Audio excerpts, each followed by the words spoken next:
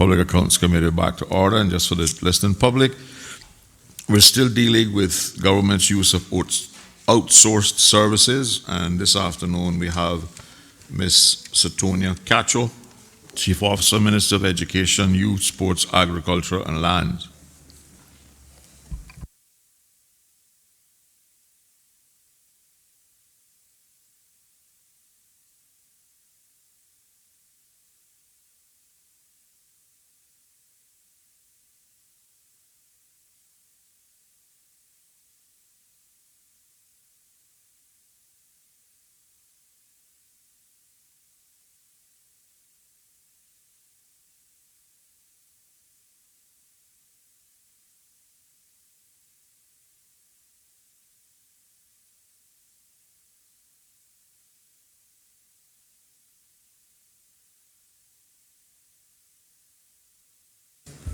Just press the button when you want to.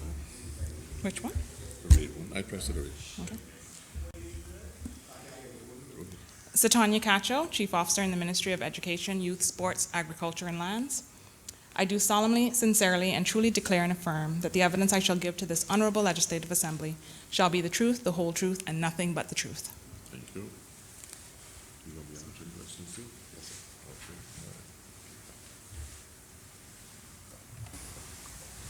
Okay. Mark Ray, Head of Business Services, Department of Education Services. I do solemnly, sincerely, and truly declare and affirm that the evidence I shall give this Honorable Legislative Assembly shall be the truth, the whole truth, and nothing but the truth. Thank you, sir.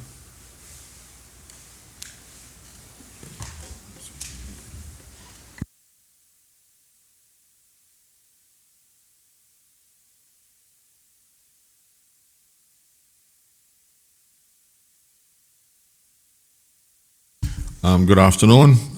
Let me take the opportunity to thank you, Ms.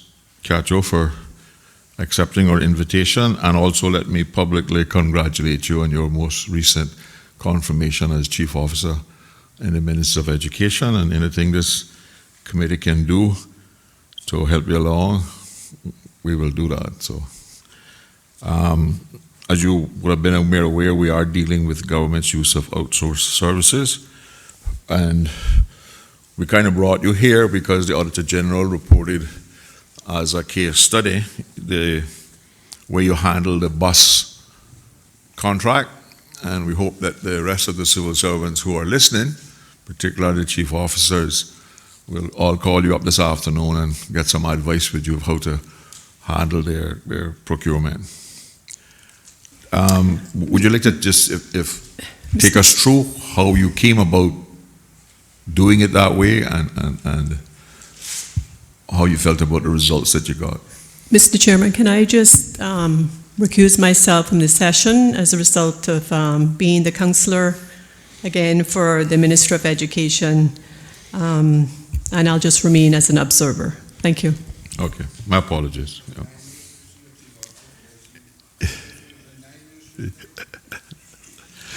Okay. Thank you, Mr. Chairman. I really want to say thank you to the team at the Department of Education Services, which consists primarily of Mark Ray, who is the Head of Business Services, and Jenny Rivers, the Procurement Officer, who work diligently, very hardworking team. We have lots of resources coming through the Department of Education Services, as you're aware, more so now with the new curriculum, and they're just exceptional. And I'd ask if you would allow me, please, to have Mark respond on my behalf. Name and your title when you begin, so that for the record, the hands are. Yes, sir. Mark. Yes. Mark Ray, Head of Business Services at the Department of Education Services. Mr. Chairman, for a number of years, as you're aware, we outsource the bus transportation of our students. And one of the things that we recognize is the need to ensure that obviously we have safe and effective transport, but certainly we want to make sure that there is competition to allow for a good competitive process. Traditionally, and I think this stems from the fact that the bus contractors they usually are more prone to bid on routes that are within their area, because obviously the gas involved, the cost of on time for moving far out of their catchment area might be a bit troublesome for them. So I believe that's the traditional method that they would use to determine what they would bid on. In recognizing that, however, we always thought that we wanted to foster more competition.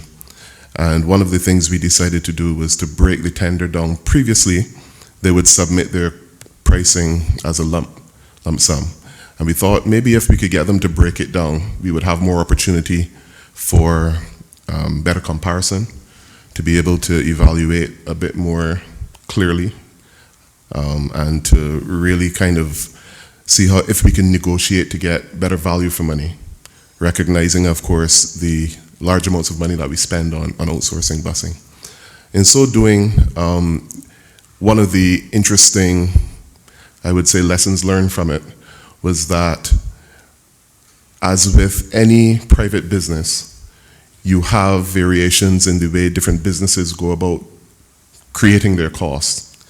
And while we did get the breakdown we were looking for, it was a bit more difficult to really compare one with another, because where one contractor might say, okay, I'm making an allowance of 10% for maintenance, another might say that amount might be 2% for them. And similarly, someone may be looking at 7% profit, another one might be looking at 10% profit. So in trying to make the comparisons, then we recognize that that was also a little bit of a challenge in really determining apples and apples. However, it did allow us to engage in some negotiations that we were not able to do prior, in that we were able to identify as they broke out what their profit margin was, and we were able to negotiate and say, well, can we work on this and bring it down? And we were able to get that. We had agreement across the board with the bus contractors, and the process definitely gave us a number of lessons learned in terms of ways in which, and we had a very good discussion with the audit team, and I really want to say thanks to the audit team, because not only did they seek to get information from us, but they shared some thoughts and ideas on what we could try to do to make the process better. And one of the things we are looking at are things like pre-tender meetings, where we can really sit and have a discussion and present to the contractors information that will help them to understand more than just the routes they service, so they can get an understanding of, you know, what is possible. Also, we would want to, because there are so few bus contractors, school bus contractors on island, it's difficult to really test the market outside of who provides services for us currently. But we would definitely want to make sure that we have some requests for information from them. We're always working with them, so we know the pricing that they provide anyway. But they've been more than willing to engage with us. They've been very willing to support schools in many ways that some wouldn't show up on the books, to be honest with you. So all in all, I would say the process that we went through in terms of trying to foster more competition and negotiate with the bus contractors was a useful one. It definitely taught us many things, and we'll continue to try to improve the processes as we go forward.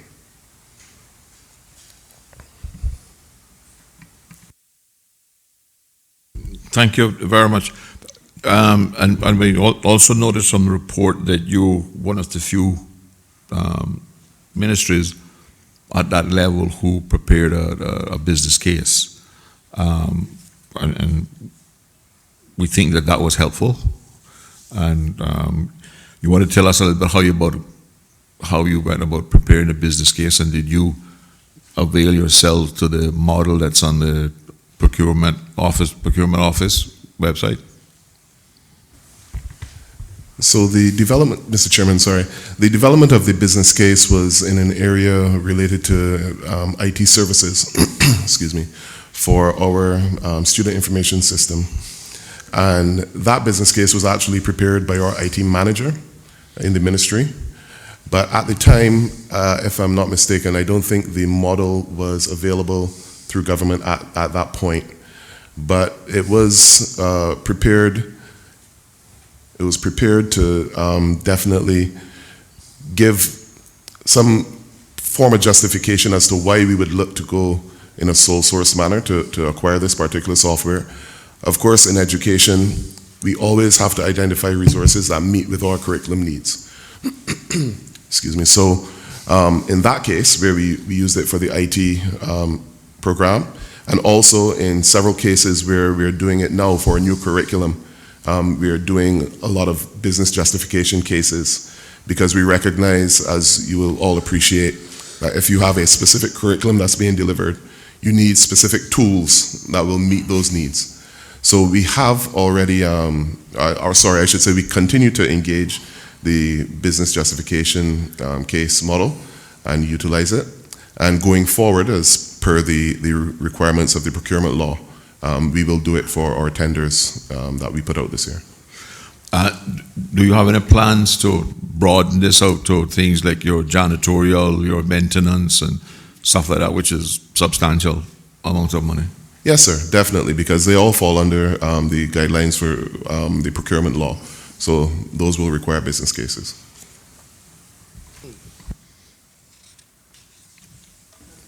Any questions? Mr. Chairman, yeah. Yes. In the case of procuring the new books for the new curriculum, I have come to realize that a lot of those things, some have not arrived yet.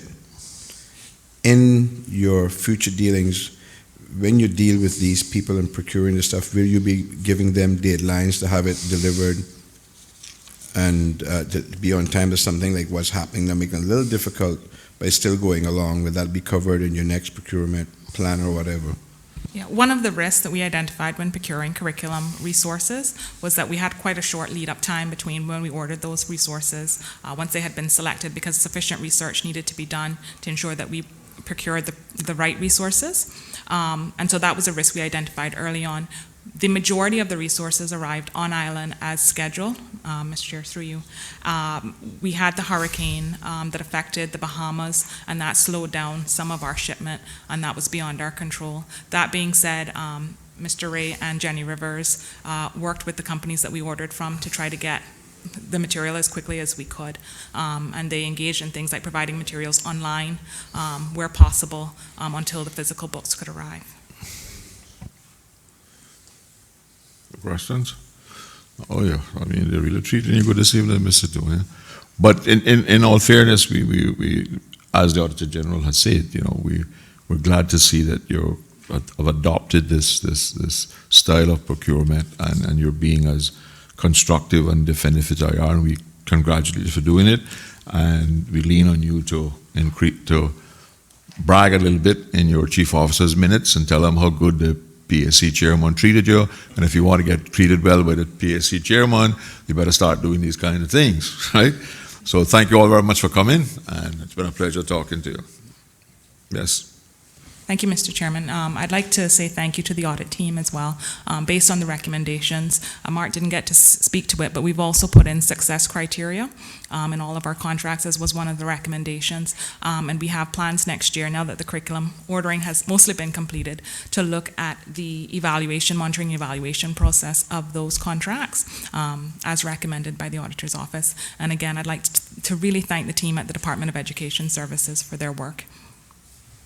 And you can convey our thanks to them as well. Thank you. Okay, well, this adjourn until the chairman summons you all again. Thank you all very much.